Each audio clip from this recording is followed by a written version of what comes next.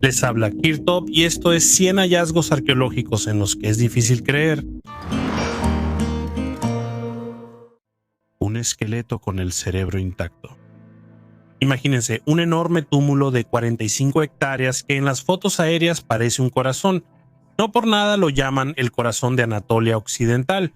Y ahora viene lo más interesante. Por primera vez en la historia de la arqueología turca, los científicos encontraron restos de piel bien conservados y también restos de cerebro. Imagínense, restos de cerebro que ya tienen 3700 años. Hallazgos de tanta antigüedad son algo increíble. Entonces, ¿quiénes eran estas personas? Era un joven de unos 15 a 18 años y un hombre de mediana edad. Al parecer, su casa fue incendiada en la época de la Edad de Bronce y no lograron salir a tiempo. Da miedo imaginar que fue precisamente gracias a ese incendio que sus restos se conservaron tan bien. Este increíble túmulo funerario fue la verdadera capital de su región en tiempos antiguos. Pero alrededor del año 1700 a.C. fue completamente destruido como resultado de un ataque. Y ahora la pregunta principal: ¿cómo es posible esto? ¿Cómo pudieron conservarse los restos del cerebro y la piel después de tanto tiempo, gracias a las temperaturas extremadamente altas del incendio? Es realmente un hallazgo único y raro. Vale su peso en oro. Recientemente, científicos mexicanos invirtieron 9 millones y medio de pesos en la adquisición de 3 documentos únicos de finales del siglo XVI. Esta inversión abrió una nueva página en la historia, proporcionando información valiosa sobre el periodo de la llegada de los españoles a las tierras de lo que hoy es México. Se trata de los códices de San Andrés Tetepilco. San Andrés Tetepilco, elaborados a finales del siglo XVI y principios del XVII, ilustran vívidamente los acontecimientos de esa época, incluyendo la era del gobierno de Itzcoatl, el cuarto gobernante de Tenochtitlan y fundador del Imperio Azteca, así como la llegada de Hernán Cortés. Estos códices raros fueron adquiridos para la Biblioteca Nacional de Antropología e Historia, gracias a los esfuerzos y el apoyo de particulares y organizaciones. El pago de 9 millones y medio de pesos permitió devolverlos de manos privadas al dominio público. El análisis mostró que los códices están hechos de amat, papel tradicional hecho de corteza de árbol utilizando tintes naturales, lo que resalta la gran habilidad de sus creadores. La autenticidad de los documentos se pudo confirmar gracias al trabajo conjunto con expertos de diversas instituciones científicas.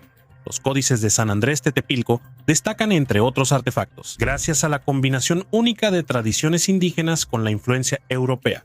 Contienen textos en náhuatl y español, escritos con el alfabeto latino. Este tesoro brinda la oportunidad de profundizar en el estudio y la comprensión de un periodo clave en la historia de la región. Una olla con gachas quemadas. En uno de los pueblos más antiguos de Alemania, en Oldenburg, LA7, los arqueólogos descubrieron un tesoro único, fragmentos de una olla antigua. Este hallazgo nos habla de las preferencias culinarias de nuestros antepasados. Hace más de 5000 años, ellos también cocinaban gachas. Lucy Kubiak-Marten, la famosa arqueobotánica Lucy Kubiak-Marten, compartió detalles impresionantes. El análisis químico de los fragmentos mostró rastros de granos como espelta y cebada, así como semillas proteicas de marí similares a la quinoa. Es interesante que se encontraron granos germinados, lo que indica un desconocimiento de los métodos antiguos de secado de grano. Este es el primer caso en el que se encuentran rastros de preparación de alimentos en cerámica en la Alemania neolítica. Huellas fantasmales de antiguos humanos. Arqueólogos descubrieron muchas huellas misteriosas y fantasmales en el desierto del Gran Lago Salado en Utah. Según los científicos, las huellas solo se pueden ver después de la lluvia, se llenan de humedad y se oscurecen. Después de secarse, desaparecen de nuevo. Inicialmente, el equipo solo encontró unas pocas huellas en julio de este año. Después de revisar cuidadosamente el área circundante con un georradar, se identificaron al menos 88 huellas que pertenecían a adultos y niños de hasta 5 años. Las huellas fantasmales fueron dejadas hace al menos 10.000 años, cuando esta zona era una extensa área de humedales. Sin embargo, los investigadores sospechan que las huellas podrían haber sido dejadas hace 12.000 años durante la última era glacial. Parece que las personas caminaban por aguas poco profundas y la arena llenaba rápidamente sus huellas, pero debajo de la arena había una capa de lodo que conservó la huella intacta después de ser cubierta. Según los científicos, a menos de 2 kilómetros del lugar donde se encontraron las huellas, un grupo de investigación anterior descubrió un campamento de cazadores-recolectores que data de hace 12.000 años, donde pudieron haber vivido las personas que dejaron las huellas. Cráneo de cíclope. Año 2001, 21 de mayo. En las montañas Ródope encontraron un cráneo extraño, que los medios búlgaros pronto llamaron el cráneo místico. Si le creemos al autor de este hallazgo inusual, primero lo soñó.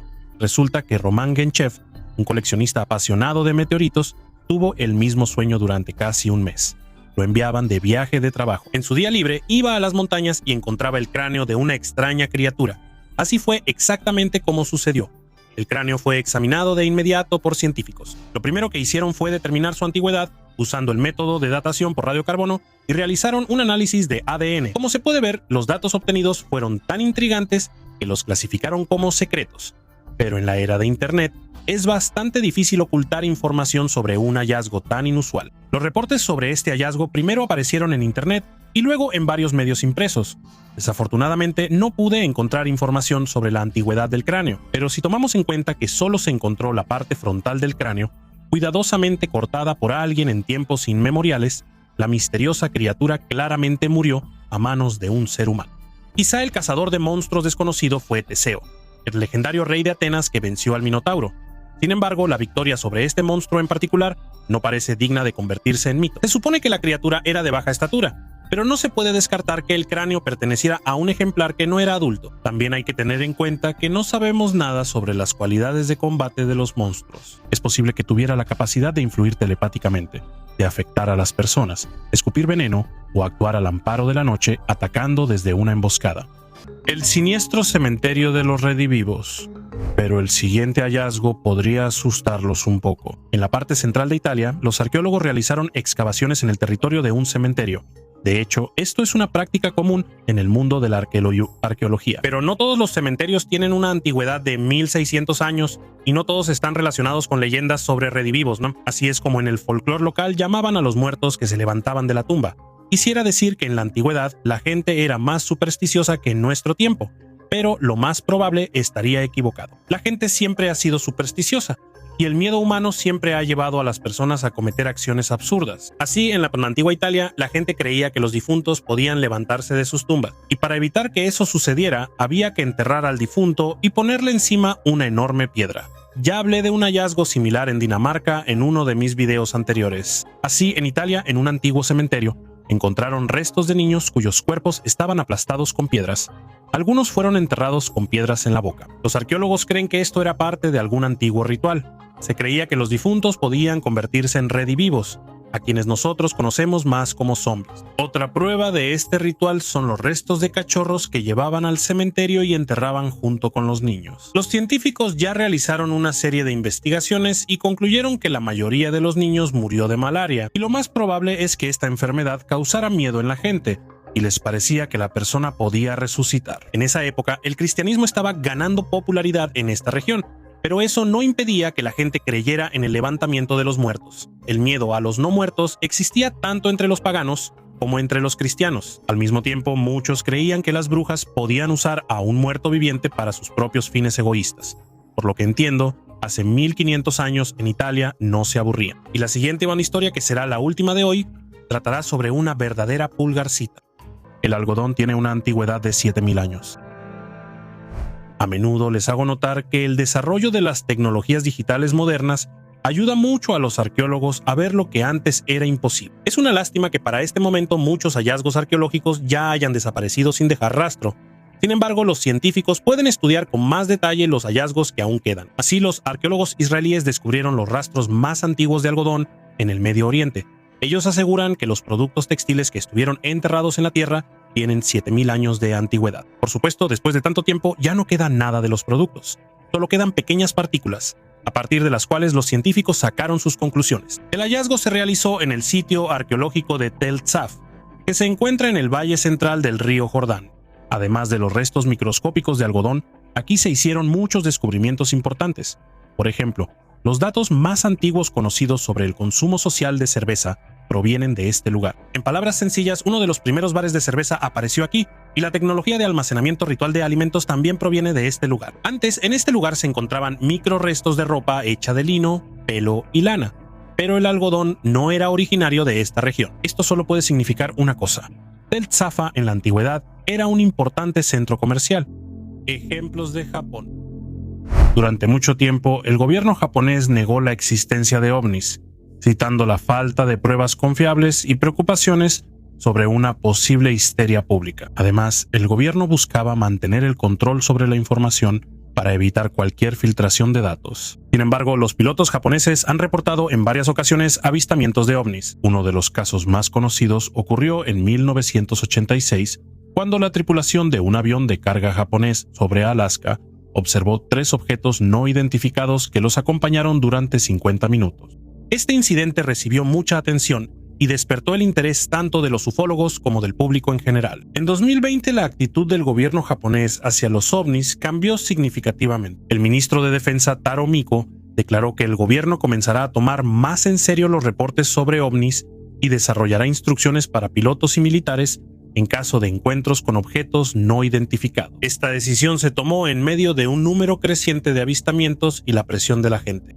El ministro de Defensa inició el desarrollo de procedimientos estándar para recopilar y analizar datos sobre estos incidentes, además de fortalecer la cooperación con socios internacionales. El análisis de los datos sobre ovnis realizado por los militares japoneses mostró que algunas observaciones realmente no pueden ser explicadas por fenómenos comunes o aeronaves conocidas. Sin embargo, hasta ahora no se han encontrado pruebas convincentes de la presencia de tecnologías extraterrestres. Las figurillas rituales. El gran templo, construido después de 1325, sirvió como centro espiritual de Tenochtitlán hasta 1521, cuando los conquistadores españoles lo destruyeron. Pero gracias a los esfuerzos del proyecto Templo Mayor y del INAH, la historia de este templo vuelve a cobrar vida ante nosotros. El Templo Mayor no era solo una construcción, era un lugar de adoración a Huitzilopochtli y Tlaloc, quienes simbolizaban la guerra y la fertilidad. Hoy en día sus restos se pueden ver cerca del Zócalo en la Ciudad de México. Las excavaciones recientes revelaron esta tesorería de Petlocali, donde se encontraron estatuillas y varios objetos. Estos hallazgos hablan de la antigua cultura y los rituales de los aztecas. Como afirma el arqueólogo López Luján, estas figurillas tenían un significado especial en los rituales religiosos. También se encontró un cofre de piedra que da testimonio de la época del gobierno de Moctezuma I, en el cual se hallaron más de 186 reliquias. Estos hallazgos son testimonio de la rica y única cultura de los aztecas. Huellas de dinosaurios en pinturas rupestres. La comunidad científica se encontró con un descubrimiento inusual en el noreste de Brasil, donde se halló una convivencia única de huellas de dinosaurios y antiguos petroglifos. En el estado de Paraíba, en la zona de Sirota do Letreiro, los investigadores descubrieron huellas fosilizadas de terópodos, saurópodos e iguanodontes del período Cretácico temprano, así como pinturas rupestres precoloniales. Este lugar único une huellas antiguas y arte, creando un vínculo simbólico entre la pintura y los fósiles. Anteriormente también se habían encontrado petroglifos cerca de huellas de dinosaurios, pero no con una interacción tan cercana. Los investigadores creen que los antiguos artistas elegían conscientemente lugares cerca de huellas antiguas para sus dibujos. Esto resalta la profunda percepción de la conexión entre el arte y los fenómenos naturales. Los petroglifos, a los que antes se les prestaba menos atención, ahora se estudian junto con las huellas antiguas. Las pinturas rupestres representan figuras circulares con líneas radiales y otros motivos geométricos, cuyo significado aún sigue siendo un misterio. Entre los dibujos destacan imágenes que recuerdan redes, estrellas y serpientes, lo que indica una variedad de estilos y, posiblemente, la presencia de varios autores. En Polonia se descubrieron los restos de un hombre enano medieval, cuya estatura era de solo 115 centímetros.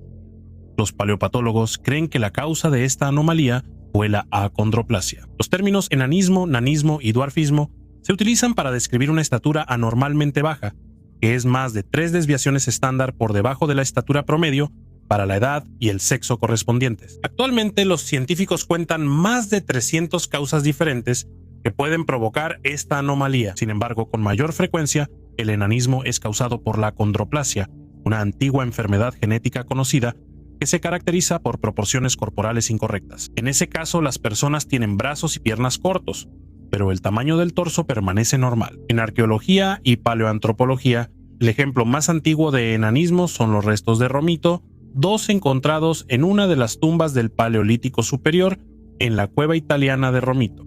Los casos más antiguos conocidos de acondroplasia se remontan al antiguo Egipto. Además de los restos humanos, existen abundantes evidencias de enanismo en el folclore, fuentes escritas antiguas y obras de arte. El análisis de radiocarbono mostró que este individuo murió a finales del siglo IX o principios del XI, es decir, no estaba relacionado con los cistercienses. Era un hombre adulto que vivió entre 30 y 45 años. El estudio de sus huesos permitió descubrir una serie de patologías. Queso alumi de 2600 años de antigüedad. ¿Cómo se pueden mostrar hallazgos arqueológicos y no hablar del antiguo Egipto? Pues bien, en la necrópolis de Saqqara, los arqueólogos encontraron un producto lácteo fermentado que estamos acostumbrados a ver hoy en día en los estantes de las tiendas. Queso alumi de 2600 años de antigüedad fue encontrado en antiguas vasijas de barro. Cada vasija tenía inscripciones demóticas, que es una de las formas de la escritura del antiguo Egipto. Los arqueólogos estudiaron algunas vasijas y confirmaron que contienen alumi. Todas las vasijas fueron llevadas al laboratorio, donde serán estudiadas con más detalle. Entiendo que algunos quesos se vuelven más caros y sabrosos con el tiempo, pero yo no probaría un queso tan caro. En el antiguo Egipto, el queso originalmente se llamaba haram, pero hoy en día se le llama halum o halumi. Existe otra versión sobre el origen del queso. Algunos historiadores afirman que apareció por primera vez en la época bizantina en la isla de Chipre. Este queso no se derrite a altas temperaturas, por eso normalmente se cocina a la parrilla, y desde Egipto nos trasladaremos al sudeste asiático, donde nos espera el bosque más antiguo, la casa de los habitantes humildes de Pompeya. Los arqueólogos investigaron una casa en Pompeya, donde hace 4 años descubrieron un pequeño larario. Dentro de ella lograron excavar varias habitaciones donde se guardaban utensilios de cerámica, vidrio y bronce, así como otros objetos domésticos, restos de muebles, incluyendo una cama, una mesita, baúles y armarios. Al parecer, en esta casa vivían personas de los estratos menos acomodados de la población. Los arqueólogos continuaron investigando esta casa con el larario. Las excavaciones permitieron descubrir 4 habitaciones en las que se conservaron diversos objetos domésticos del primer siglo de nuestra era. Una de las habitaciones estudiadas era un dormitorio, en el que se conservaron restos del armazón de la cama y una almohada. La textura de la tela aún es distinguible. Por su tipo, la cama encontrada resultó ser idéntica a las que se descubrieron el año pasado en la habitación de los esclavos. Junto a ella se encontraba un baúl de madera dejado abierto por los propietarios, sobre el cual cayeron vigas y tablas desde el techo. Dentro del baúl, los arqueólogos encontraron un plato de cerámica hecho de arcilla roja sin esmaltar, la llamada terra sigillata, y una lámpara de aceite con la imagen de la transformación de Zeus en águila. Otra de las habitaciones investigadas resultó ser una despensa o algo parecido. Era la única estancia con piso de tierra y paredes sin enlucir. En ella los investigadores encontraron un estante con una ánfora y un montón de tablas de madera que al parecer estaban destinadas a diferentes propósitos, desde la fabricación de muebles hasta la reparación de habitaciones. En un pequeño pasillo, los arqueólogos también encontraron restos de un armario de madera de 2 metros, que resultó dañado debido al colapso del techo. En su interior había al menos 5 estantes, en los que se guardaban pequeñas vasijas y ánforas, así como platos de vidrio. El director del Parque Arqueológico de Pompeya, Gabriel Zuchtriegel, señaló que la casa excavada no se encontraba en la zona más prestigiosa de la ciudad, donde vivían principalmente representantes de la clase baja y media. Así, en el patio de la casa investigada había un depósito de agua bellamente decorado, pero las habitaciones en sí se veían bastante modestas, lo que aparentemente refleja la falta de dinero para su decoración. La historia de los príncipes egipcios.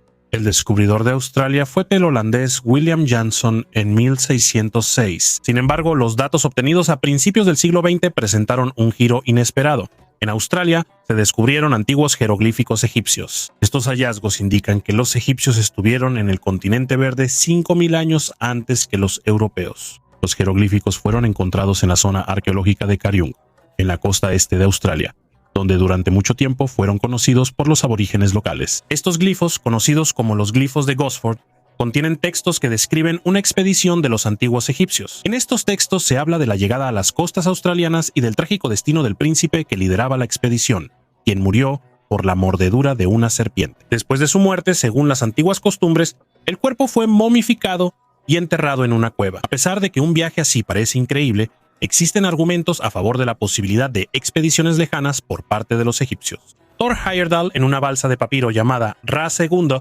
cruzó con éxito el Atlántico, demostrando que las embarcaciones de papiro pueden soportar travesías largas. Los críticos señalan la discrepancia entre el estilo de los glifos y los jeroglíficos egipcios clásicos, pero esto podría explicarse porque fueron hechos no por escribas profesionales, sino por marineros. La autenticidad de los glifos de Gosford está respaldada por algunos egiptólogos reconocidos. Chichén Itzá y sus misterios. Chichén Itzá tuvo una enorme importancia para la civilización maya como un centro político, económico y religioso. Esta antigua ciudad, ubicada en el norte de la península de Yucatán, fue un lugar importante para la realización de rituales y ceremonias relacionadas con los dioses y los fenómenos astronómicos. Erich von Däniken, conocido por sus teorías sobre antiguos extraterrestres, prestó atención a la pirámide de El Castillo, el templo de Kukulcán, en sus investigaciones. Él sugirió que la precisión de los elementos arquitectónicos y astronómicos de la pirámide podría ser evidencia de contactos de los mayas con civilizaciones extraterrestres. Däniken señalaba que pirámides como el castillo pudieron haber sido construidas utilizando tecnologías desconocidas para los científicos modernos. El significado simbólico del espectáculo de luces en los escalones de la pirámide del castillo durante el equinoccio está relacionado con el culto al dios Kukulcán.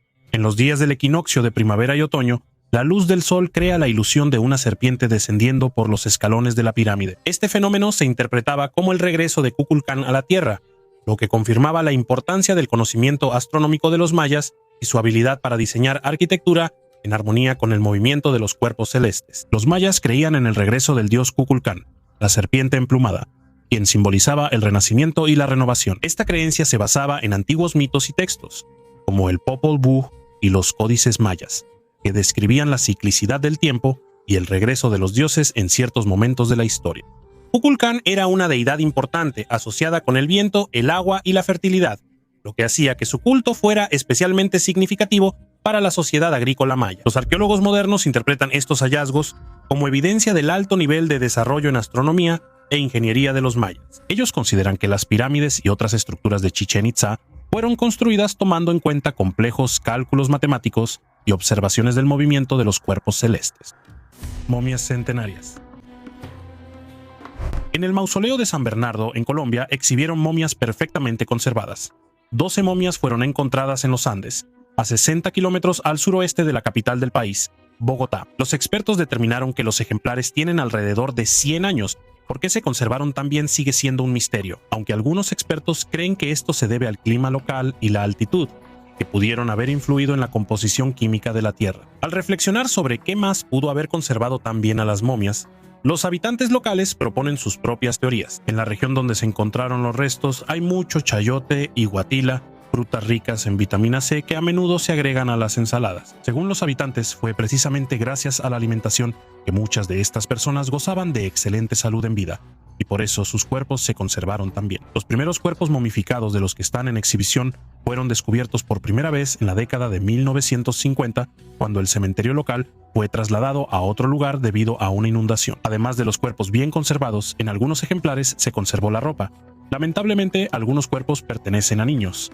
Sobre cada tumba había placas con los nombres de los difuntos. Por ejemplo, Margarita era una ama de casa muy dedicada y siempre ofrecía tortillas de maíz y café a todos. Los habitantes locales visitan el museo y estudian con interés la información sobre las momias. Incluso los familiares de los difuntos vienen al mausoleo para ver a sus antepasados. Sin embargo, hay quienes no están de acuerdo con esta iniciativa.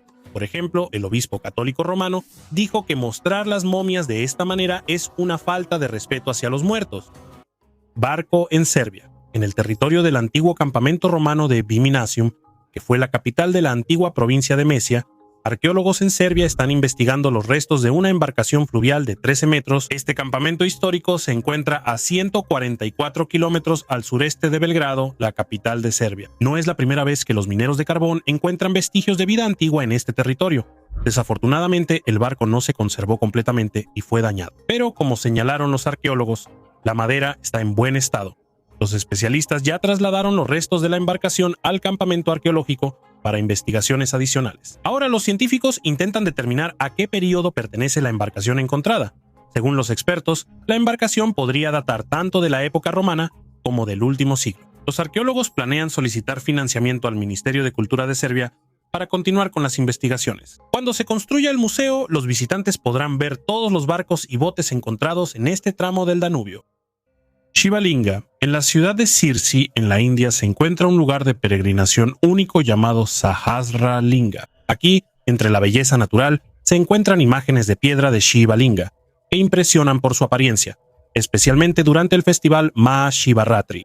Durante ese periodo, el nivel del agua en el río baja, haciendo visibles las esculturas y atrayendo a miles de peregrinos y turistas que desean ver y rendir homenaje a los sagrados lingams. El Shiva Lingam es un símbolo de Shiva, una de las principales deidades del hinduismo, que representa la fuente de la creación y la destrucción. Es interesante que alrededor del Shiva Lingam existan no solo debates religiosos, sino también científicos. Algunos partidarios de la teoría de los antiguos astronautas afirman que el Shiva Lingam podría ser un poderoso dispositivo tecnológico cuyas funciones serían similares a las de un reactor nuclear moderno. Basándose en la forma y las propiedades del Lingam, ellos suponen que los antiguos pudieron haber utilizado tecnologías avanzadas. Por otro lado, los científicos modernos pueden interpretar el Shiva Lingam como un símbolo de la energía atómica, la cual también tiene el potencial tanto para un gran beneficio como para la destrucción. Esta analogía resalta la naturaleza dual de Shiva, quien en la tradición hindú es tanto creador como destructor al mismo tiempo.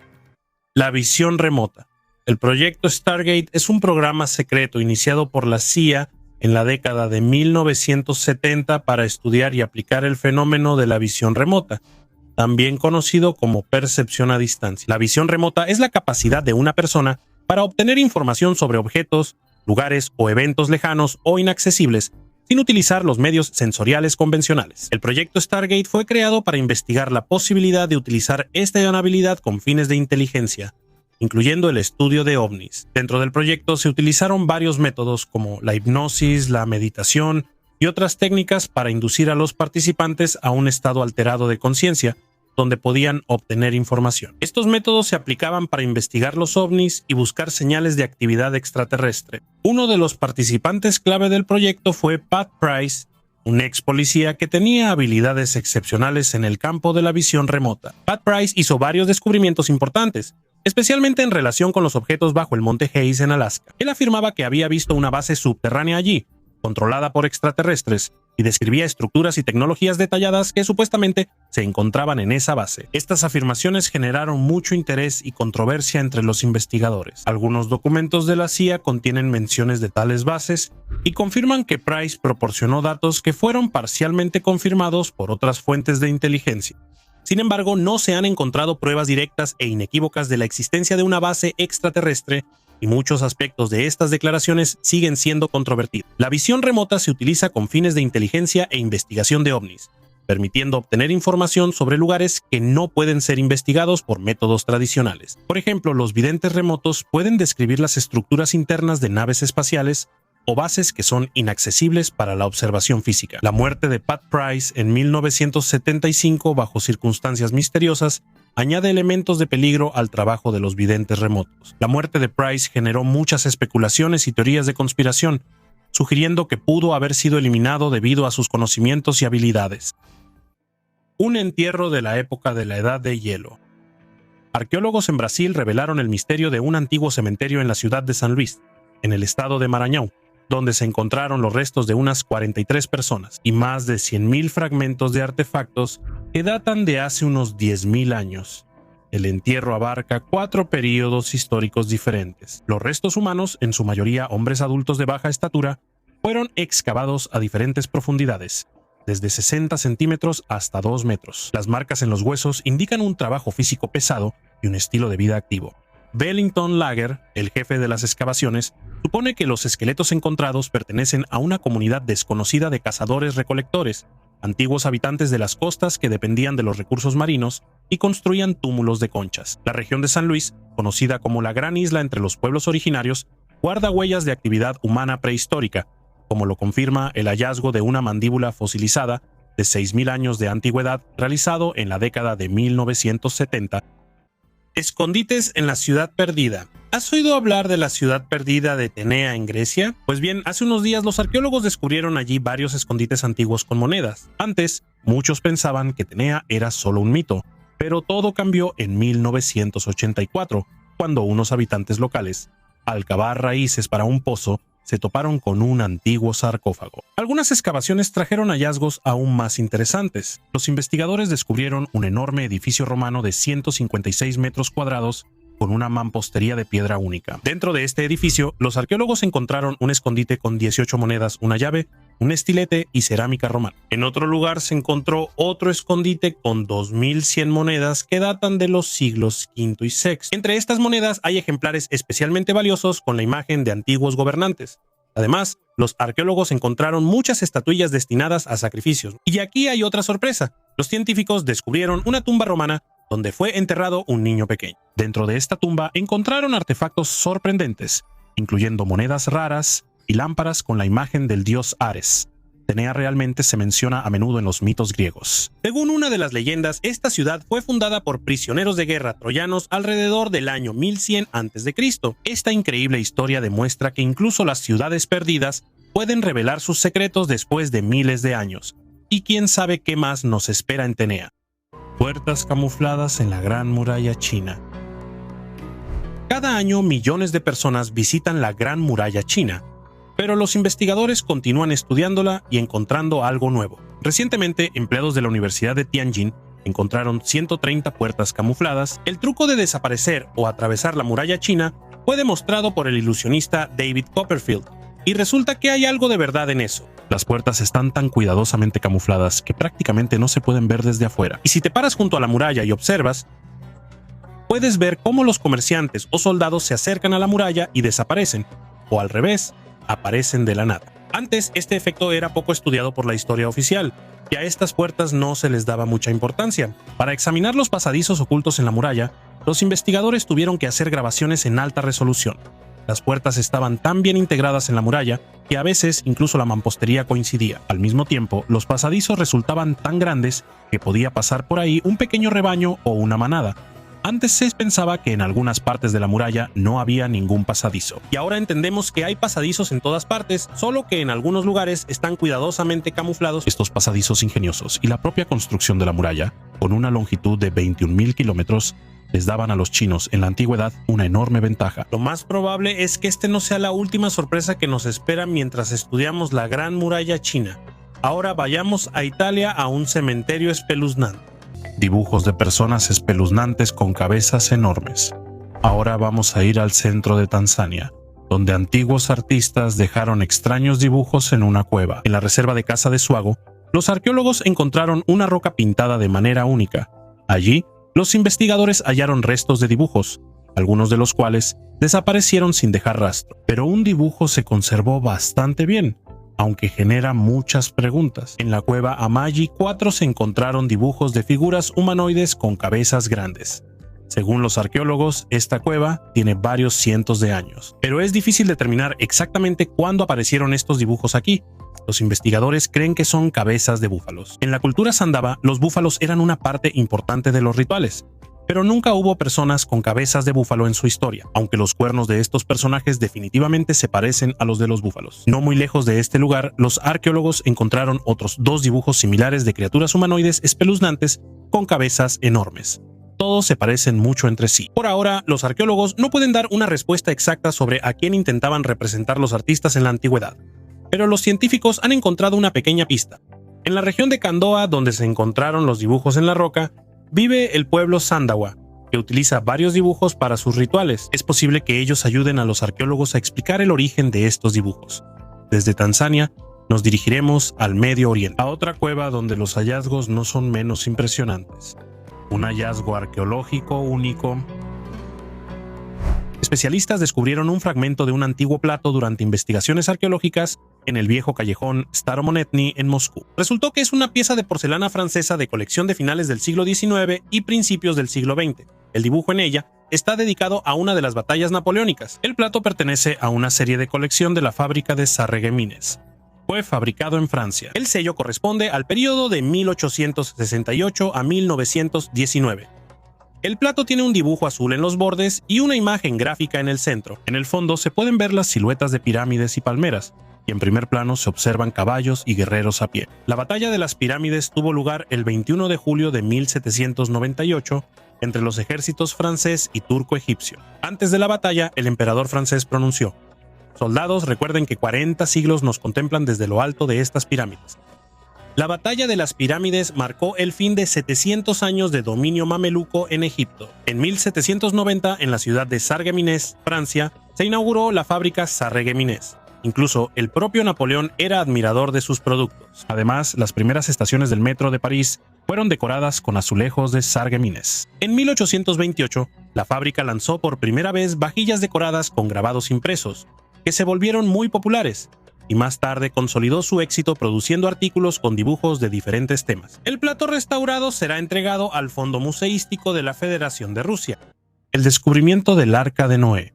En 1959, el capitán Ilyan Durupanar, mientras trabajaba en la fotografía aérea para la OTAN en territorio turco, hizo un descubrimiento inesperado. A una altitud de 2000 metros notó formaciones geológicas inusuales que recordaban los contornos de un enorme barco. Este hallazgo provocó muchas discusiones y suposiciones de que los restos encontrados podrían ser el Arca de Noé. El descubrimiento atrajo la atención tanto de científicos como de buscadores de aventuras. A pesar de numerosas expediciones e investigaciones en los años siguientes, hasta ahora no se han encontrado pruebas concluyentes que confirmen la historia bíblica del arca. Sin embargo, esta región sigue siendo objeto de interés científico para confirmar la posibilidad de la existencia real de eventos como el diluvio bíblico. Investigaciones geológicas en la región del Mar Negro han demostrado que hace aproximadamente 6.000 años realmente ocurrió una inundación catastrófica. Esto pudo haber sido causado por el derretimiento masivo de los glaciares, lo que provocó un aumento significativo en el nivel global del mar. Además, en Mesopotamia se encontraron tablillas de arcilla que datan del mismo periodo. En una de esas tablillas se describe la historia de un gran diluvio y la salvación de varias especies de animales en un barco, lo cual tiene notables paralelismos con el relato de Noé en la Biblia. Estos hallazgos sugieren que los motivos de catástrofes globales y la salvación en un barco pueden tener raíces históricas profundas, presentes en muchas culturas y civilizaciones. El cráneo de la cantera. La siguiente historia increíble trata sobre el famoso hombre de Piltdown. Nos remontamos al año 1912 a la pequeña aldea de Piltdown en Inglaterra. En una cantera de grava se encontraron los huesos de un antiguo ser humano que vivió hace más de medio millón de años, pero no era una persona común. Este cráneo parecía una mezcla entre un mono y un humano, como si fuera el eslabón perdido en la evolución. Los arqueólogos, incluido el famoso Charles Dawson, estaban encantados. Incluso llamaron al hallazgo Eoanthropus dawsoni en su honor. En la cantera también encontraron más huesos y un colmillo que definitivamente pertenecía a este antiguo ser humano. El hombre de Piltdown se volvió una celebridad. Lo consideraban un antepasado de los humanos modernos. Sin embargo, en 1953 salió a la luz la verdad. Todo esto resultó ser una falsificación. El cráneo fue teñido y modificado para parecer antiguo y la mandíbula pertenecía a un orangután. Incluso el colmillo estaba pintado. Muchos sospechan que el propio Dawson fue quien creó esta falsificación. También hay otros sospechosos, incluido el famoso escritor Arturo Conan Doyle. Pero el misterio nunca fue resuelto. El hombre de Piltdown se convirtió en uno de los fraudes arqueológicos más notorios. Como pueden ver, incluso los científicos pueden ser engañados. ¿Y tú? ¿Crees que esta historia sea cierta? Las casas de dragón y la montaña Ochi. Las casas de dragón en mismo discurso entre estos... La isla de Eubea en Grecia son enigmáticas construcciones megalíticas que impresionan por su tamaño y precisión. Estas antiguas estructuras, construidas con enormes bloques de piedra sin el uso de mortero, datan aproximadamente del siglo VIII antes de nuestra era. Las leyendas relacionan las casas de dragón con los dioses, en particular con Zeus, y las describen como lugares de rituales sagrados y morada de antiguos dragones que protegían estos territorios. El monte Agina, donde se encuentran algunas de las casas de dragón, es considerado un lugar de contacto con los dioses debido a su lejanía y su majestuosa ubicación. En la mitología griega antigua, las montañas a menudo se asociaban con las moradas de los dioses y los lugares de sus manifestaciones. Esta montaña, que se eleva sobre los paisajes circundantes, podía ser percibida como un lugar sagrado donde ocurrían encuentros y rituales divinos. Los arqueólogos se enfrentan a muchas dificultades al estudiar estas estructuras megalíticas. Uno de los principales enigmas es cómo los antiguos constructores lograron transportar y colocar esos enormes bloques de piedra en las cimas de las montañas. Los aspectos logísticos y técnicos de su construcción siguen siendo poco claros, especialmente considerando la ausencia de herramientas y tecnología modernas. Tampoco hay datos precisos sobre la época y los propósitos de la construcción de estas estructuras, lo que dificulta su estudio e interpretación. Según las leyendas, Zeus utilizaba estos lugares para sus encuentros con personas y otros dioses. Los dragones mencionados en las leyendas podrían haber sido símbolos de su poder y de la protección de los lugares sagrados. Existe una teoría de que las casas de dragón podrían haber sido lugares de contacto con extraterrestres. Los partidarios de esta hipótesis afirman que la arquitectura inusual y la geometría precisa de estas construcciones son evidencia de una posible influencia de civilizaciones extraterrestres. Ellos creen que los antiguos griegos pudieron haber interpretado los encuentros con extraterrestres como contactos con dioses, lo cual se reflejó en sus mitos y leyendas. Comedor de los antiguos sumerios. En el territorio de Irak, en la antigua ciudad de Lagash, los arqueólogos encontraron restos de un antiguo comedor público. Y hace más de 5.000 años aquí había un verdadero edificio abierto, donde los cocineros preparaban grandes cantidades de comida, y los trabajadores locales o los habitantes comunes venían aquí a comer. Es posible que incluso fuera gratis para ellos. Los investigadores encontraron algo parecido a un refrigerador de arcilla, bancos, un horno y restos de vajilla, donde incluso se conservó comida. El descubrimiento de la taberna en realidad es un gran hallazgo. Esto nos dice que en esta región existía una clase media de personas. En la antigua Lagos, además de la élite y los esclavos, había trabajadores comunes que podían ir a la taberna después de su jornada laboral y tomar una cerveza con un trozo de carne o pescado. La ciudad de Lagash tenía una superficie de 450 hectáreas. Fue uno de los asentamientos más grandes en el sur de Irak en el tercer milenio antes de nuestra era. Además del comedor, los arqueólogos encontraron un taller de alfarería con 6 hornos para cocer cerámica, una casa de habitación que tenía cocina y baño, y algo parecido a una tienda. Desafortunadamente, en YouTube no puedo hablar de todos los hallazgos de los arqueólogos y de las piezas en los museos, así que tengo que publicar algunas cosas en Telegram. Suscríbanse a mi canal de Telegram, donde todos los días cuento y muestro lo que no aparece en los videos. El enlace está en la descripción debajo del video. ¿El corazón más antiguo? Un nuevo hallazgo de los arqueólogos nos llegó desde Australia, aunque antes podría habernos llegado nadando. Se trata del corazón fosilizado más antiguo de un ser vivo que se haya encontrado. Es el corazón de un pez y tiene 380 millones de años. Antes, los científicos solo podían estudiar la anatomía de los órganos antiguos basándose en el sistema óseo, ya que los tejidos blandos de los animales fósiles prácticamente no sobreviven hasta nuestros días. Esta vez los científicos tuvieron mucha suerte. El corazón pertenece a un grupo de peces acorazados, a una de las especies de artródiros. Estas criaturas vivieron en nuestro planeta entre hace 420 y 360 millones de años.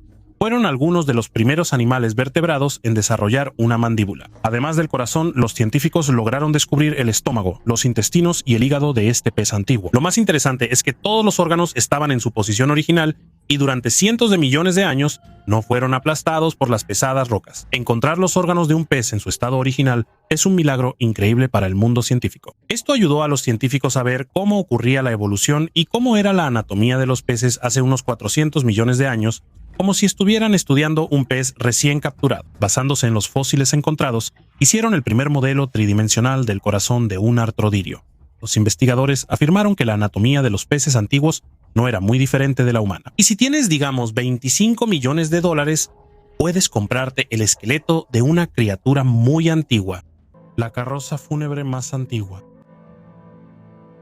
Esta increíblemente bien conservada carreta de 4.000 años hecha de roble fue descubierta en el pueblo de Lochashin, junto al lago Sevan, en Armenia. Es la carreta más antigua conocida en el mundo y actualmente está exhibida en el Museo de Historia de Armenia en Ereván. Esta carreta fue construida por la cultura Lechashen Metsamor, también conocida como Etyuni. Normalmente se considera que eran indoeuropeos y muy probablemente hablaban el idioma protoarmenio. La bodega más antigua, el zapato de cuero más antiguo, la falda de paja más antigua, el cerebro humano más antiguo y la carreta más antigua, todo esto fue encontrado en Armenia. Si miras los mapas bíblicos, Armenia es el lugar donde estaba el jardín del Edén, y el Edén es el lugar donde fueron creados Adán y Eva. Por lo tanto, este es el lugar de nacimiento de la humanidad.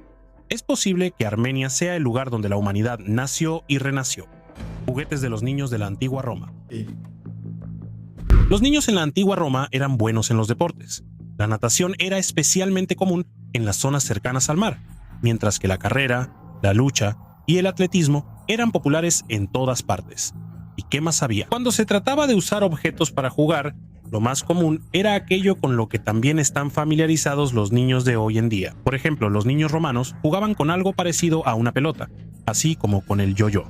Los romanos y sus hijos también volaban cometas y caminaban en zancos, simplemente por diversión. También jugaban juegos intelectuales y de mesa como el 3 en raya, lo cual está confirmado por evidencias arqueológicas.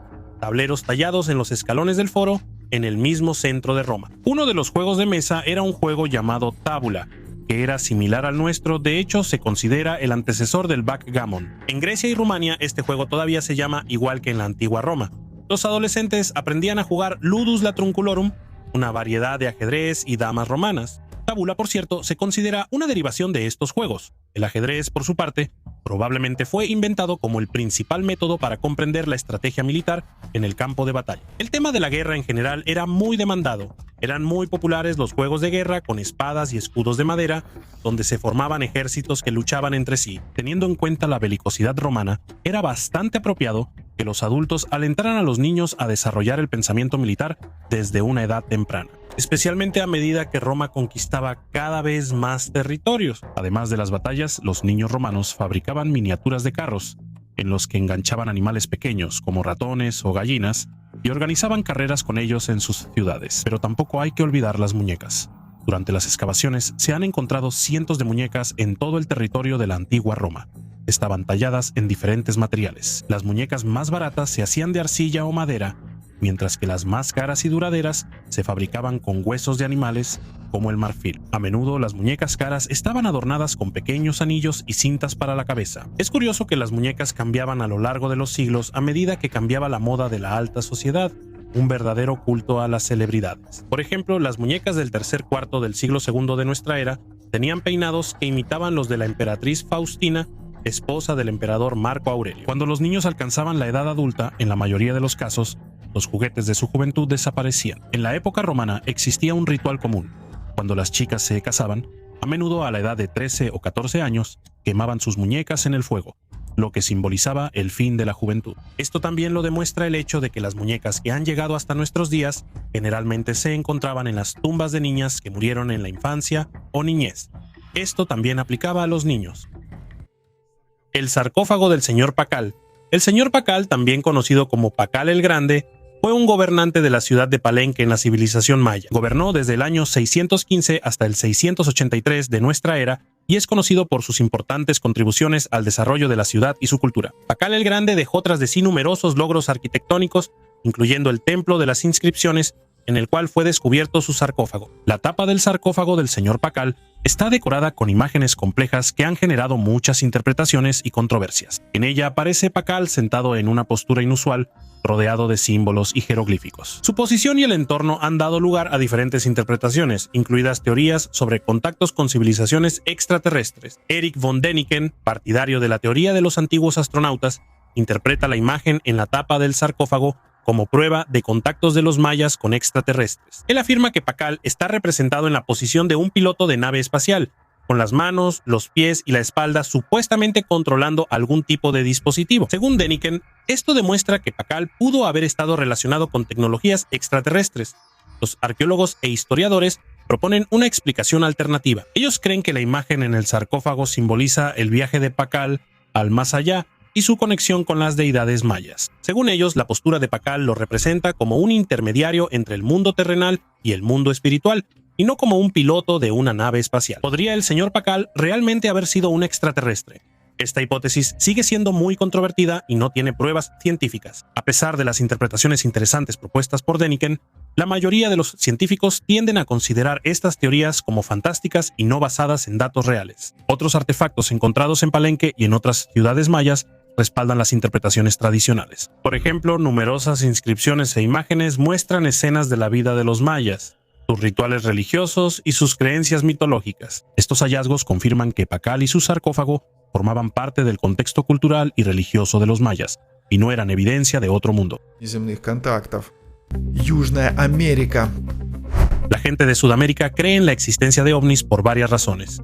En primer lugar, en estos países el patrimonio cultural y las tradiciones juegan un papel importante en la sociedad. En Perú y Bolivia, por ejemplo, civilizaciones antiguas como los incas dejaron muchas leyendas y artefactos que pueden interpretarse como evidencia de contactos con seres extraterrestres. Las leyendas y mitos locales a menudo contienen menciones de seres celestiales y eventos misteriosos, lo que hace que la gente sea más propensa a creer en la idea de contactos con civilizaciones extraterrestres. Es importante señalar que algunos hallazgos arqueológicos y estructuras históricas, como las líneas de Nazca en Perú, también contribuyen al surgimiento de este tipo de interpretaciones. Los antiguos petroglifos y pinturas rupestres descubiertos en varias regiones muestran figuras y objetos extraños que recuerdan a los ovnis modernos. Estas evidencias complementan las tradiciones culturales y aumentan la creencia en la posibilidad de tales contactos. En Brasil y Uruguay se han registrado numerosos avistamientos de objetos extraterrestres, incluso en la actualidad.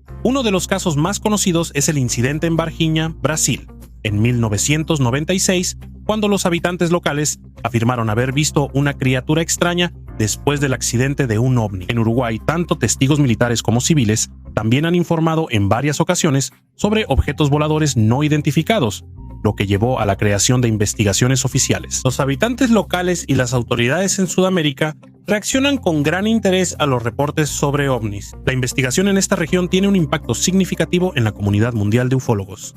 Chicle de 10.000 años. Hace 10.000 años, en el territorio de la actual Suecia, un grupo de adolescentes masticaba resina de abedul de manera similar a como los niños de hoy mastican chicle. Ellos ni siquiera podían imaginar que en el futuro los científicos analizarían los restos de lo que masticaron y descubrirían muchos datos interesantes sobre su alimentación, estilo de vida e incluso su salud. 3 pedazos de resina de abedul, que en la edad de piedra se usaban como pegamento, fueron encontrados en la década de 1990 en un lugar llamado Juseviclev. El análisis del ADN microbiano en la resina mostró un alto nivel de bacterias asociadas con enfermedades de las encías, como Treponema denticola y Streptococcus anginusus. El estudio de estas muestras mostró que los adolescentes de aquella época sufrían de caries y periodontitis, además de que se alimentaban de venados, truchas, avellanas y trabajaban pieles de zorro y lobo. Los científicos también encontraron rastros de aves y otros animales, lo que indica su uso como alimento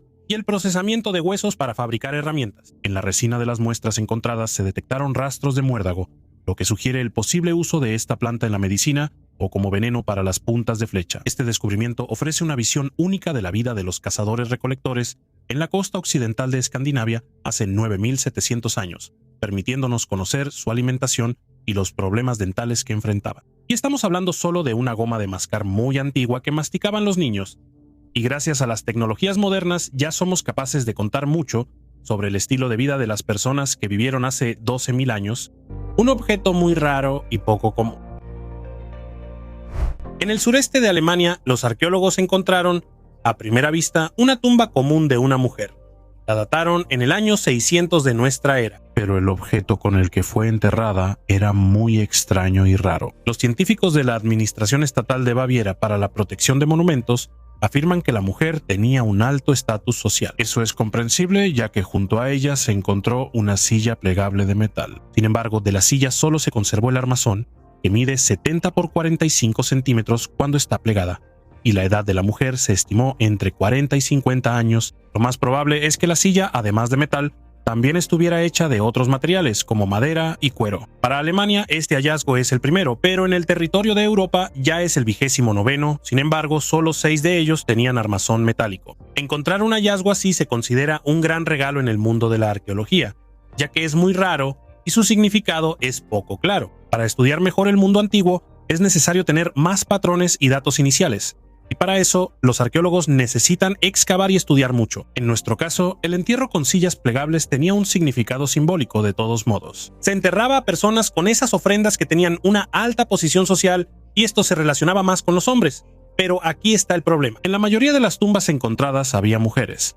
Además de la silla, los arqueólogos descubrieron un collar de perlas con cuentas de vidrio de colores y un cinturón con broches. Y junto a eso había un hueso de animal, posiblemente de vaca. Los arqueólogos ya no pudieron explicar qué significaba ese regalo para el más allá. No muy lejos de la tumba femenina, también encontraron una masculina. El hombre fue enterrado con un conjunto completo de armas y artefactos, que aún deben ser estudiados. ¿Y cuál fue el queso más delicioso que has probado? Escríbelo en los comentarios mientras yo te cuento sobre un queso que tiene 2600 años. La alfombra de pelo de Pacific. El descubrimiento de la alfombra de Pacific en 1949 en uno de los túmulos de la antigua cultura de Pacific en el territorio de la República de Altai fue una verdadera sensación. No solo es la alfombra de pelo más antigua conocida, sino también un artefacto histórico inmortal que demuestra la gran maestría artística de aquella época. El hallazgo fue realizado por una expedición del Instituto de Arqueología de la Academia de Ciencias de la URSS bajo la dirección de Sergei Rudenko. La investigación de los túmulos de la cultura Pacific comenzó ya en el siglo XIX. Después de descubrir la alfombra, Los arqueólogos realizaron un análisis estilístico y artístico minucioso. Se estudió todo, desde el hilo hasta la técnica de tejido. La comparación de los detalles de la alfombra con los ornamentos conocidos de objetos de arte de esa época permitió concluir que su origen no era Altai, sino lo más probable de Asia Occidental o Asia Central. Sergei Rudenko también señaló que ya en la época aqueménida en Persia se producían alfombras de pelo que se utilizaban no solo en la vida cotidiana, sino también como símbolo de poder y riqueza, lo que resalta su importancia en la cultura y el arte de esa época. La mujer en la roca.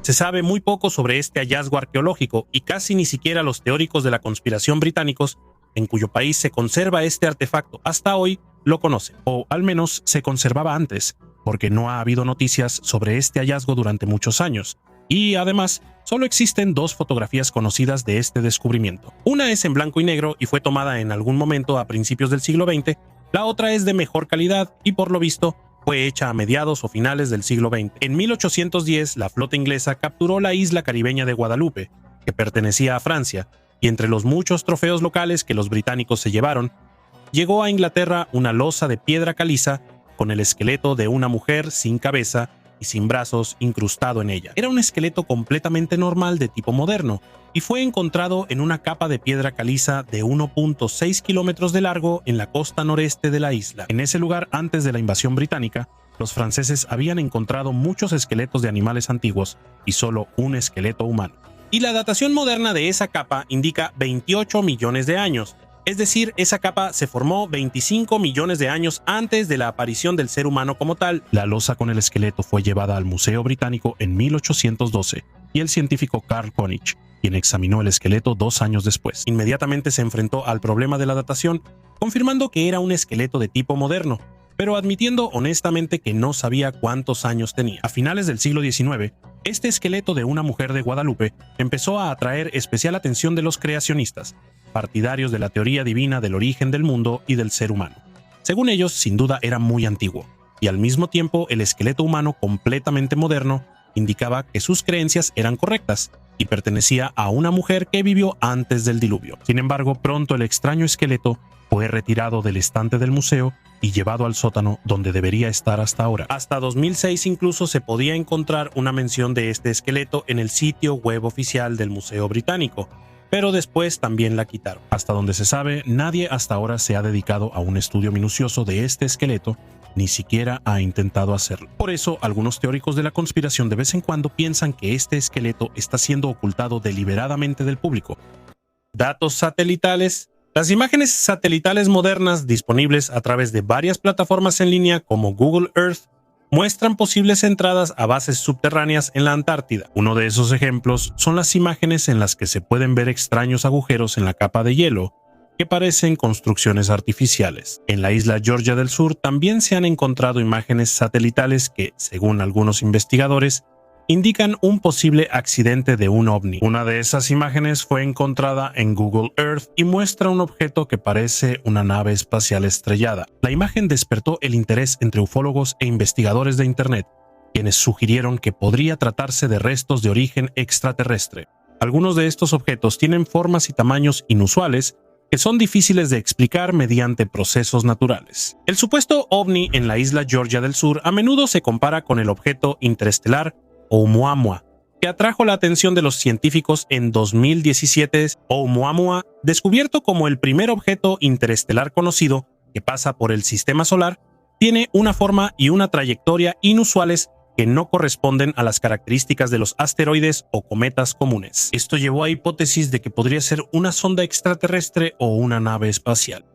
¿Has oído hablar del último descubrimiento arqueológico en la capital de Perú, Lima? Los investigadores encontraron una momia milenaria. El hallazgo se hizo en el prestigioso distrito de Miraflores, donde los investigadores encontraron 2 vasijas de cerámica y telas antiguas. Dicen que la momia está relacionada con la cultura Ixma, un antiguo pueblo que vivió al sur de Lima. Es interesante que Lima ya nos ha sorprendido antes con hallazgos como este. Recientemente, en el mismo lugar, en la cima de la colina, encontraron otra momia rodeada de hojas de cacao. Y lo más interesante es que este lugar, Huaca Pucllana, se considera una mina de oro arqueológica.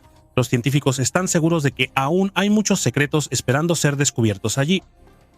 Gigantes en Cerdeña. En Cerdeña, una isla misteriosa en el mar Mediterráneo, los arqueólogos descubrieron artefactos únicos conocidos como los gigantes de Monte Prama. Estas estatuas impresionan por su tamaño y la maestría con la que fueron hechas, y su nombre resalta su tamaño excepcional. Según algunas investigaciones, estas figuras pudieron haber sido creadas basándose en leyendas sobre antiguos gigantes que habitaban la isla hace miles de años. Estas estatuas son testimonio del alto nivel cultural que existía en Cerdeña en la antigüedad y, posiblemente, reflejan los mitos y creencias religiosas de esa época.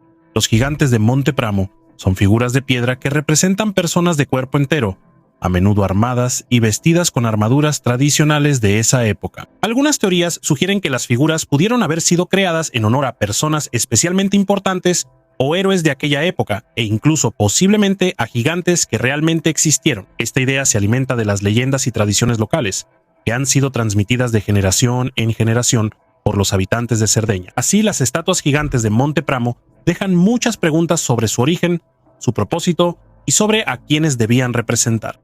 La opinión más común sobre su origen es, por supuesto, la extraterrestre. Como afirman algunos científicos, estas estatuas son copias completas de visitantes del espacio. Los antiguos querían inmortalizar su imagen en la Tierra como muestra de gratitud. Se supone que hace miles de años recibieron de estos personajes ciertas tecnologías y conocimientos. No podemos confirmar ni refutar esto, por supuesto, así que sigamos adelante. El pájaro de Saqqara. ¿Alguna vez has oído hablar de la misteriosa historia del pájaro de Saqqara? Probablemente sea uno de los objetos más curiosos que los científicos lograron descubrir a finales del siglo XIX. En 1898, el arqueólogo egipcio, el Dr. Jalil Mesija, realizaba excavaciones en una tumba en Saqqara. Allí, accidentalmente descubrió una figura inusual de un pájaro. Era pequeña y ligera, pero al mismo tiempo tenía una forma muy curiosa. El cuerpo de la figura se parecía al de un pájaro, pero sus alas se veían exactamente como las alas de un avión a reacción moderno. Están hechas como un solo elemento tallado de un solo trozo de madera, que es más grueso en el centro y más delgado en los extremos. Todo esto permite suponer que hace más de 2000 años los egipcios tenían conocimientos bastante avanzados en el campo de la aerodinámica. Por eso este hallazgo dejó perplejos a los egiptólogos, generando muchas teorías y debates. Además, cuando los científicos hicieron una copia de la figurilla y la probaron, pudieron comprobar que era capaz de planear varios metros si simplemente se lanzaba el modelo al aire. Las opiniones de los científicos se dividieron. Algunos afirman que el parecido de este pájaro con un avión es completamente accidental, mientras que otros creen que su autor fue un genio egipcio que de hecho creó un modelo de avión moderno. ¿Cómo protegían las tumbas del saqueo? En la historia de la humanidad siempre ha habido casos de profanación y perturbación del descanso de los difuntos, especialmente en lo que respecta a las tumbas antiguas. A menudo los objetos de valor de las criptas terminaban en colecciones privadas, ya que los difuntos solían ser enterrados con las joyas familiares. En los cementerios de la Europa medieval, el vandalismo era algo común y las familias adineradas protegían las tumbas con rejas metálicas que más tarde se conocieron como mortsafes. Estos dispositivos aparecieron en Inglaterra en el siglo XVIII. Irónicamente, durante la era de la Ilustración, los cementerios sufrían especialmente. Hasta el siglo XVIII, la patología y la anatomía patológica estaban prohibidas. En 1832, el Parlamento de Inglaterra permitió la compra de cuerpos para investigaciones. Pero antes de eso ya prosperaba un negocio ilegal y lucrativo, que incluía la profanación de tumbas. La Iglesia reaccionó negativamente a esta exhumación, proclamando sermones sobre los tormentos de aquellos cuyos cuerpos habían sido profanados. La gente buscaba maneras de proteger las tumbas: guardias contratados, torres de vigilancia, ataúdes de concreto y mortsafes.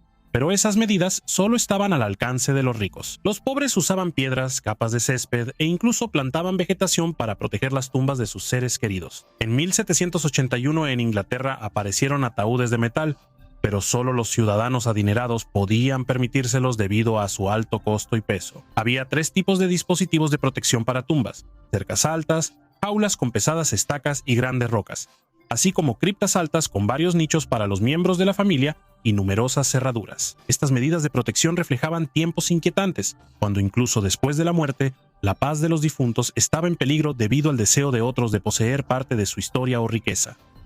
Peligros y muertes místicas. Las personas que cuentan sus encuentros con ovnis se enfrentan a varios peligros. Una de las principales amenazas es la condena social. A los testigos a menudo se les ridiculiza y no se les toma en serio. lo que puede afectar negativamente su vida personal y profesional.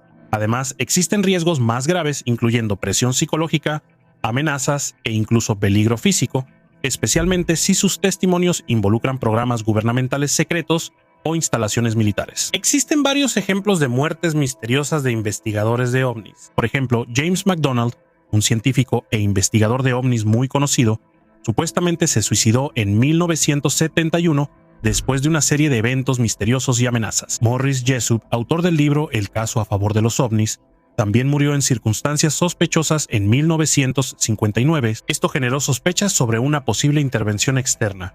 Existen programas para proteger a los testigos y a los investigadores de ovnis. Algunas organizaciones ofrecen apoyo legal y asesoría en temas de seguridad. Existen muchas teorías sobre la relación entre las muertes de los investigadores de ovnis y su trabajo. Algunos sugieren que los gobiernos u organizaciones secretas eliminan a personas que poseen conocimientos peligrosos o revelan información secreta. Otros creen que estas muertes pueden ser resultado de la presión psicológica y el estrés relacionados con el estudio y la divulgación de estos datos. El entierro de un adolescente con 140 perros. Arqueólogos rusos en Egipto descubrieron una tumba única que tiene varios miles de años. Durante las excavaciones de una de las necrópolis, los investigadores encontraron la tumba de un adolescente y, junto a él, 142 perros. El niño tenía entre 8 y 9 años. Sus restos estaban encima de los restos de los perros. En la mayoría de los casos eran cachorros. Y la antigüedad aproximada de la tumba es desde el siglo I a.C. hasta el siglo I a.C. y pertenece al periodo romano. Es muy raro que el entierro de perros esté relacionado con el entierro de personas. Si esto ocurría, podía haber 1 o 2 perros como máximo. Una vez, en un cementerio de élite en Hierasópolis, encontraron la tumba de un niño pequeño con 12 perros, pero incluso ese entierro no se compara con los 142 perros encontrados en un solo lugar. Se considera que los perros ocupaban un lugar importante en la vida y la fe de los antiguos egipcios. Los dioses conocidos Apuat y Anubis, que acompañaban a los muertos al más allá, tenían cabezas de perro. En algún momento, los animales desempeñaron el papel de amuletos y se colocaban bajo los cimientos de los edificios.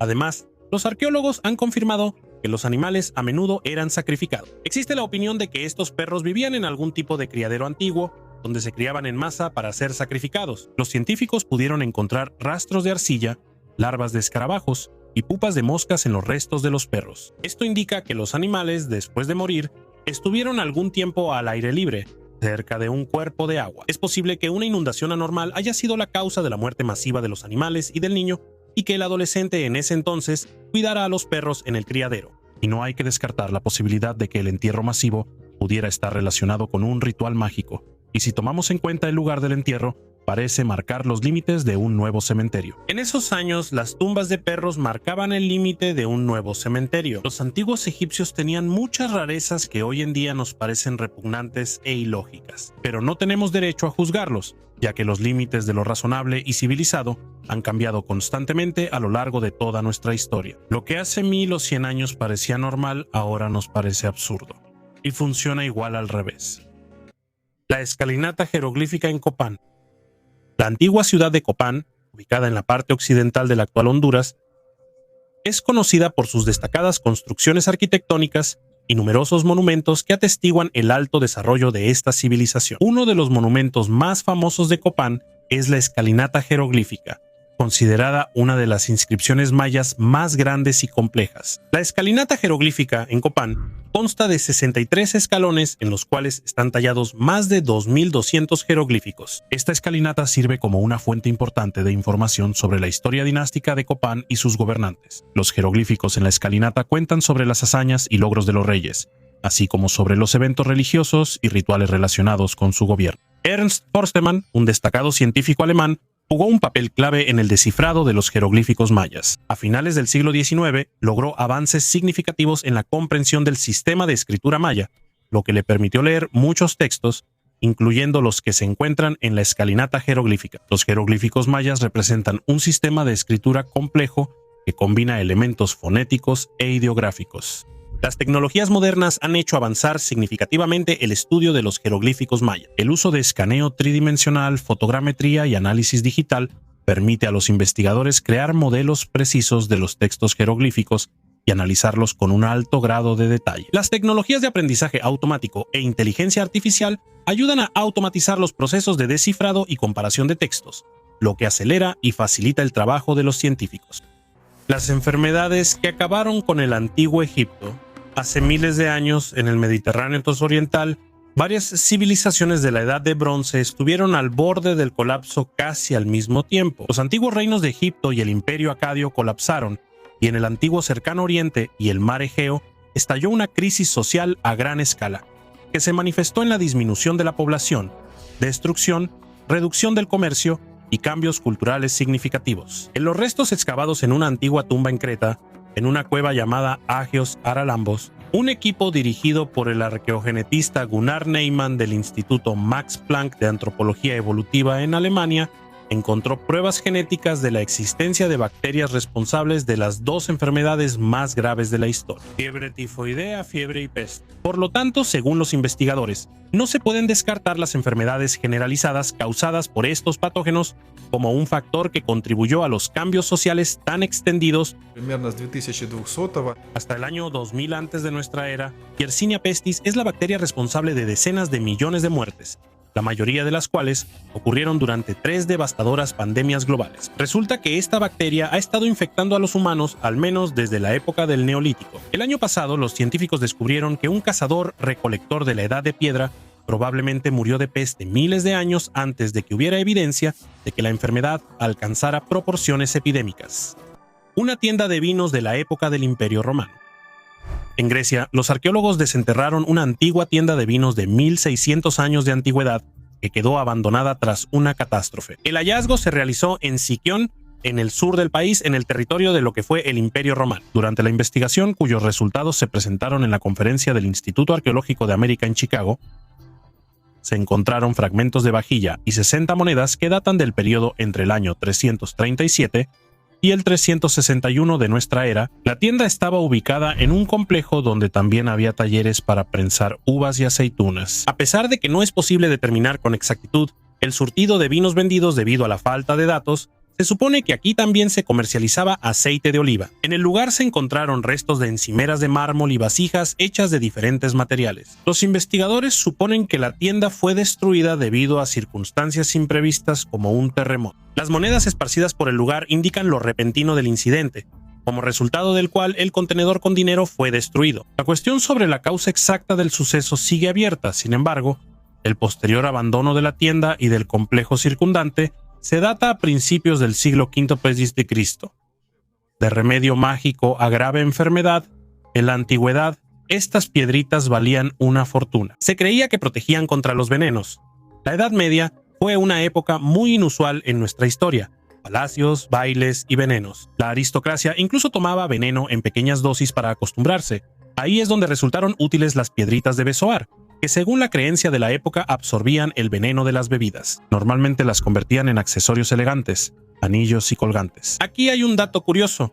Un cirujano inteligente, Ambroise Paré, decidió comprobar si los besoares realmente funcionaban, y resultó que no. Normalmente los besoares se forman en animales, por ejemplo, cuando un pequeño mechón de pelo entra en su estómago y empieza a cubrirse de minerales, como una perla en una ostra. Ahora, por supuesto, estas piedritas solo tienen valor como piezas de museo, pero siguen sorprendiendo incluso hoy en día.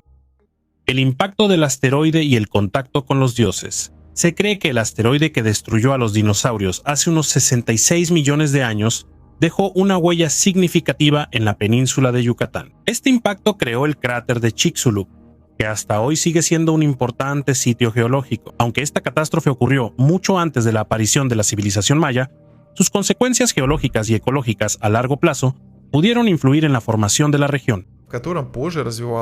La cultura.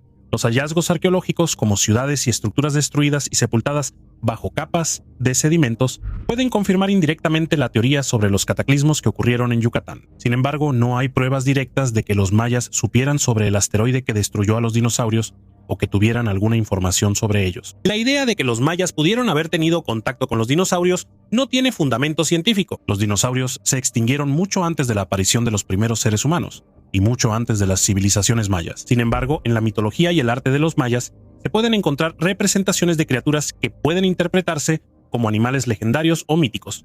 pero esto no es prueba de que hayan tenido contacto real con dinosaurios. A veces los investigadores encuentran fósiles de dinosaurios en Mesoamérica, pero estos hallazgos pertenecen a épocas anteriores a la historia humana. Estos hallazgos pueden ser interesantes para geólogos o paleontólogos, pero no confirman la teoría sobre contactos entre los mayas y los dinosaurios. Es posible que el conocimiento sobre antiguos cataclismos se haya integrado en su mitología y creencias relacionadas con fenómenos naturales y las acciones de los dioses. Los mayas creían en la ciclicidad del tiempo y en catástrofes recurrentes, lo que podría ser un reflejo de su comprensión del pasado y una previsión de eventos futuros. Las enigmáticas placas de oro.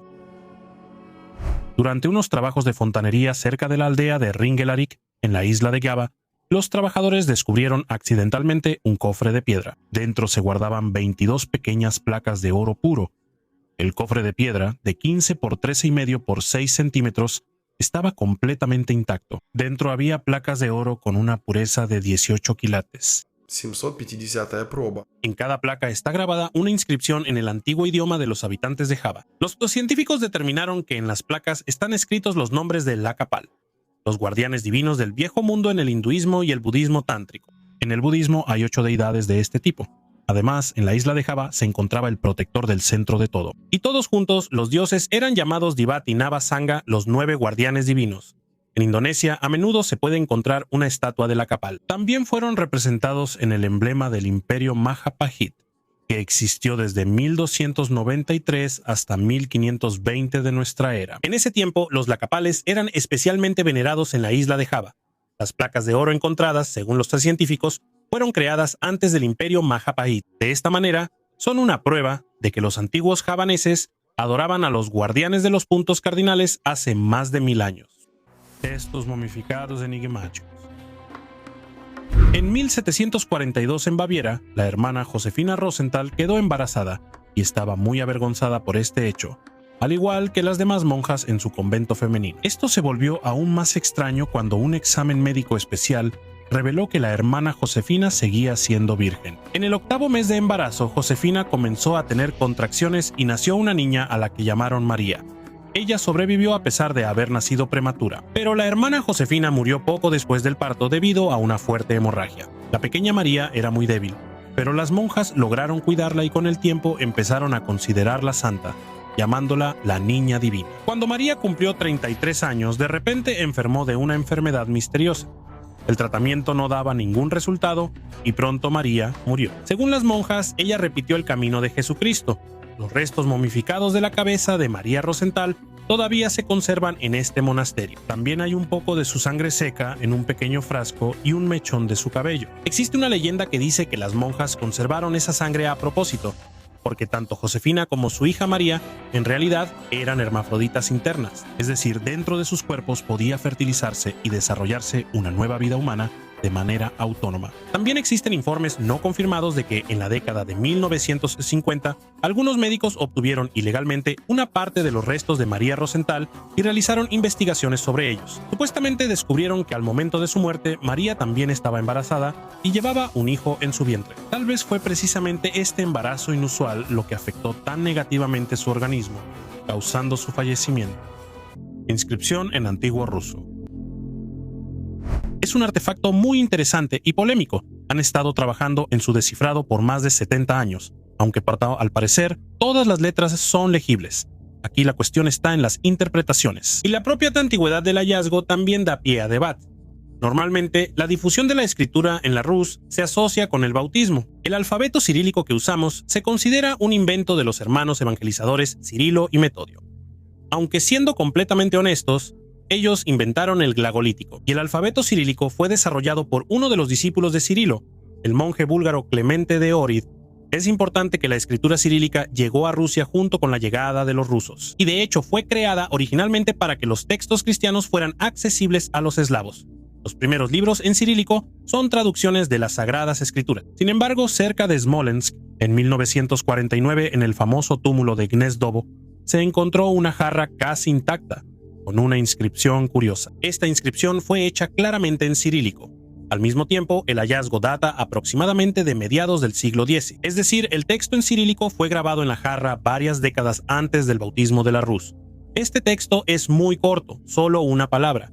Se ve así: todas las letras están escritas claramente. Se puede ver claramente la palabra Goruksha. Los historiadores y lingüistas están desconcertados. Es posible que se trate de mostaza. ¿Saben cómo las amas de casa en la cocina moderna etiquetan los frascos para no olvidar qué hay guardado en cada uno? O tal vez se refiere a que en la jarra se guardaba algo inflamable, por ejemplo, una mezcla para fuego griego. Quizá estamos ante la jarra de algún comerciante que llegó de Moravia o de los Balcanes, donde el alfabeto cirílico ya se había difundido en cierta medida. Entonces pudo haber utilizado este nuevo pero ya bastante conveniente alfabeto para los eslavos para marcar su propiedad. Continuación de la historia sobre el sarcófago de plomo.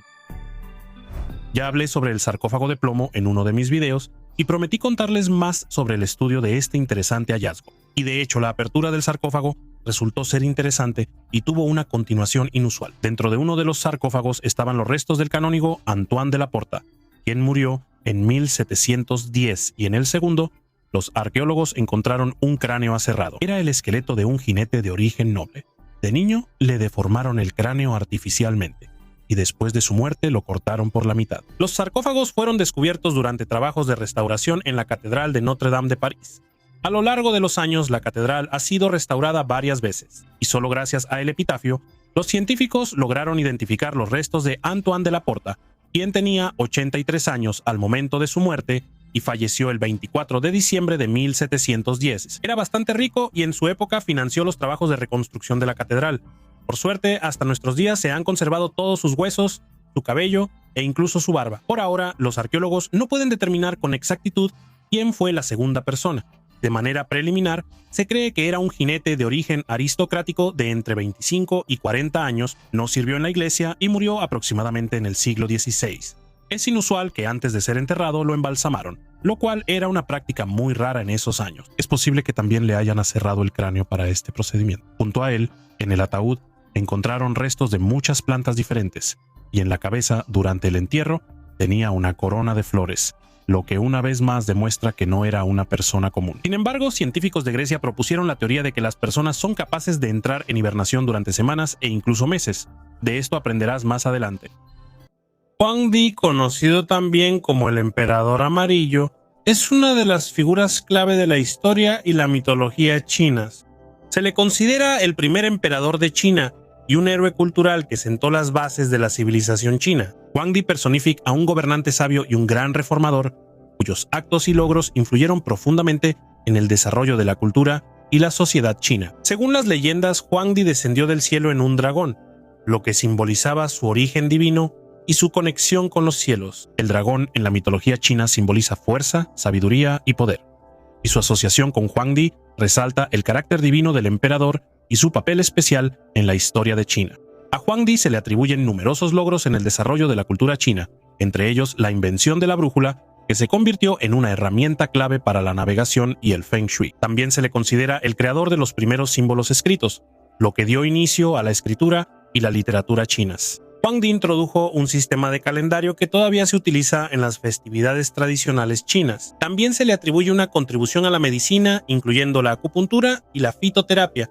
Existe una teoría de que los dragones en China podrían ser interpretaciones de naves espaciales. Los partidarios de esta hipótesis sugieren que los antiguos chinos podrían haber descrito encuentros con seres extraterrestres altamente desarrollados y sus tecnologías en forma de mitos sobre dragones voladores. En este contexto, el dragón en el que llegó Huangdi podría ser una representación simbólica de una nave espacial u otra aeronave. Los datos arqueológicos e históricos que respaldan las teorías sobre Huangdi y los dragones siguen siendo controvertidos y ambiguos. Las excavaciones y los estudios de antiguos textos continúan, pero hasta ahora no hay pruebas concluyentes que respalden la hipótesis sobre naves espaciales. La mayoría de los científicos se apegan a interpretaciones tradicionales, considerando a los dragones como seres mitológicos que simbolizan fuerzas de la naturaleza y poder divino. Dale un pulgar arriba a este video y compártelo con tus amigos. Gracias por verlo hasta el final y por acompañarme en este viaje al pasado lejano y misterioso. Nos vemos en los próximos videos.